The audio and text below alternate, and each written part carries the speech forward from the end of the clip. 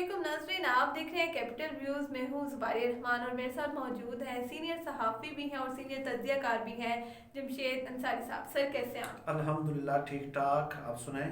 अल्लाह का शुक्र। सर बहुत शुक्रिया आपने अपना कीमती वक्त दिया मेरे वेलकम। चैनल के लिए।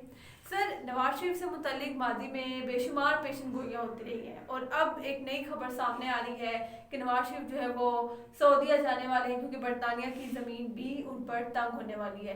तो क्या खबरें आपके पास कि इस तरह के तज्जिए जो है वो कौन दे रहा है और क्या वाकई ही ये खबर जो है वो सच है? अच्छा, इस खबर पे तो मैं बाद में आता हूँ, ठीक है। पहले तो आपने जो सवाल पूछा वो बड़ा इम्पोर्टेंट है कि नवाज शरीफ के बारे में माजी में भी बड़ी पेश गोइयाँ होती रही हैं। अब इससे एक और सवाल पैदा होता है और वो ये कि नवाज शरीफ के साथ आखिर मसला है क्या, वो चाहते क्या हैं।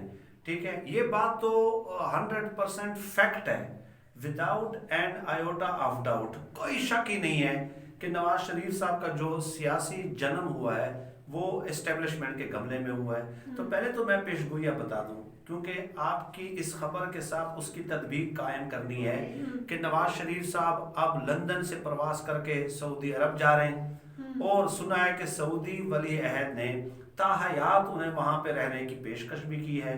तो पीर पगाड़ा साहब थे, जो बड़े पीर पगाड़ा साहब थे, उन्होंने पेशगोई की थी 26 अक्टूबर को। इस हवाले से मैंने एक वीडियो भी अपलोड की थी अपने चैनल पे और पीर पगाड़ा साहब ने इनके बारे में जितनी भी पेशगोइयाँ की थी वो तमाम पेशगोइयाँ जो हैं एक एक करके अब दुरुस्त साबित हो रही हैं।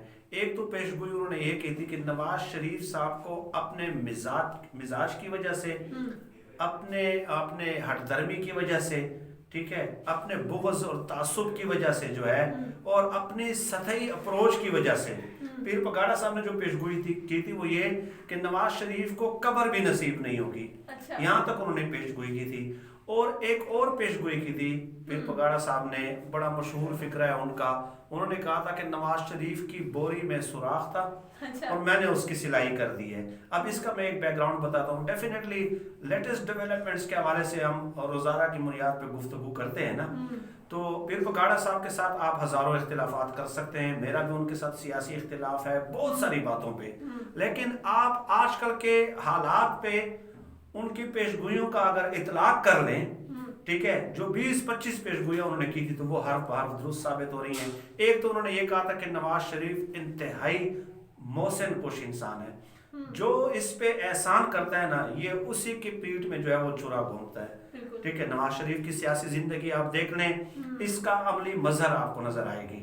ठीक है, अब ये जो वाकया है जिसका मैंने जिक्र किया कि नवाज शरीफ की बोरी में सुराख था और मैंने उसकी सिलाई कर दी है, इसका बैकग्राउंड ये है कि नवाज शरीफ जब पहली बार वजीर आला बने तो उस वक्त इन्होंने अपने जो है ना कल पुर्जे निकालना शुरू कर दिए और नवाज शरीफ ने जियाउल हक को आंखें दिखाना शुरू कर दी और उन्हें हर दूसरी बात पे नो कहना शुरू कर दिया।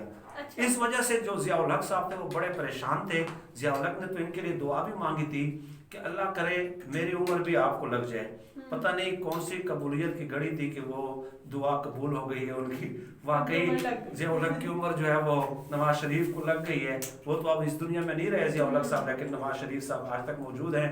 खैर अल्लाह उनको जिंदगी दे, हम किसी के मरने की जो है वो बददुआ नहीं करते, ना दुआ कर सकते हैं।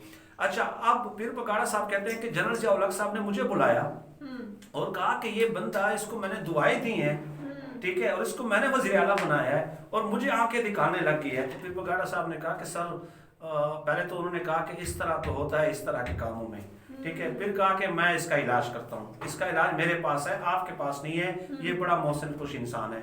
तो उन्होंने जो यूसुफ रजा गिलानी है, पीर पगाड़ा साहब ने उनको बुलाया, उनसे कहा कि आप कैंपेन चलाएं, जल्द से जुलूस करें, रैलीज का एहतमाम करें, ठीक है, और अवाम में अपना नाम बनाएं और उसके बाद जो है ना मैं आपको बहुत जल्द वज़ीर आला बनाने वाला हूँ।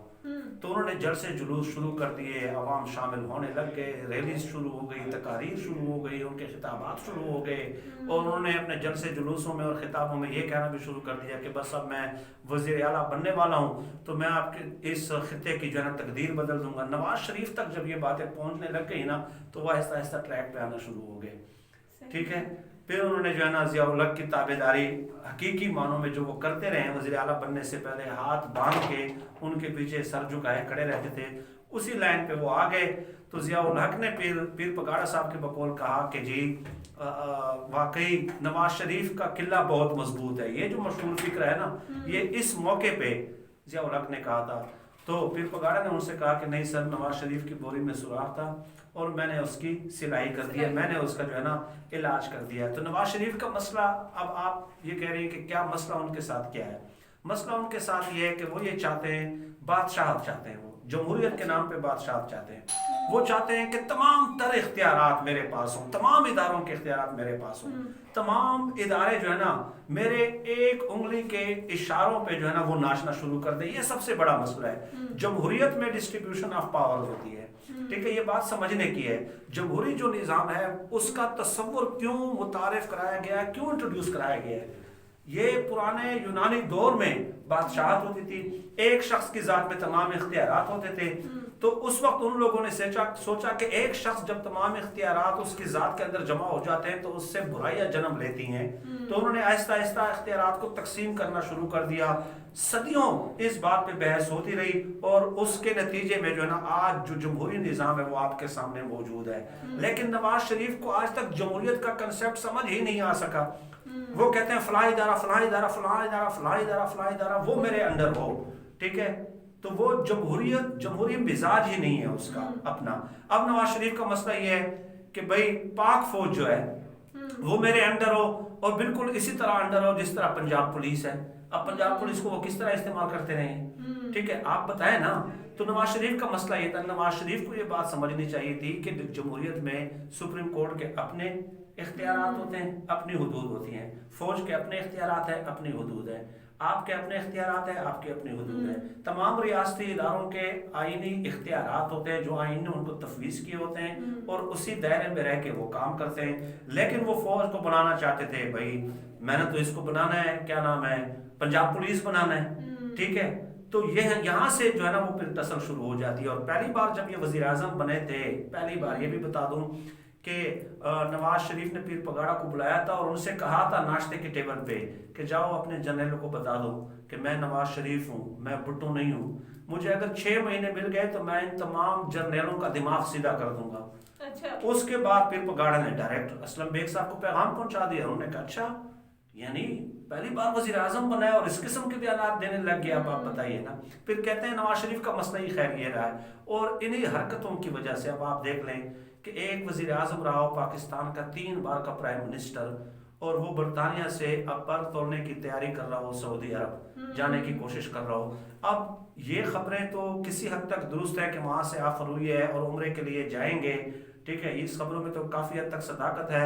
लेकिन ये भी एक फैक्ट है कि बरतानिया में फ़िलहाल जो है ना वो क़याम कर सकते हैं और उसके लिए कुछ कवानीन मौजूद है। लेकिन बहरहाल खुद उनके लिए ये सोचने का मकाम है कि देखे ना कि एक 3 बार का वज़ीर आज़म जो ये दावा करता है कि मुझे इतनी अवामी हिमायत हासिल है, अगर हासिल होती, ठीक है, तो वो भाई एयरपोर्ट पे उतरते और लाखों लोगों का जमे गफीर उमड़ आता। जैसे इमाम खुमैनी आए थे ना, कर्फ्यू लगा था, फौज ने कर्फ्यू लगाया था इमाम खुमैनी की आमद पे।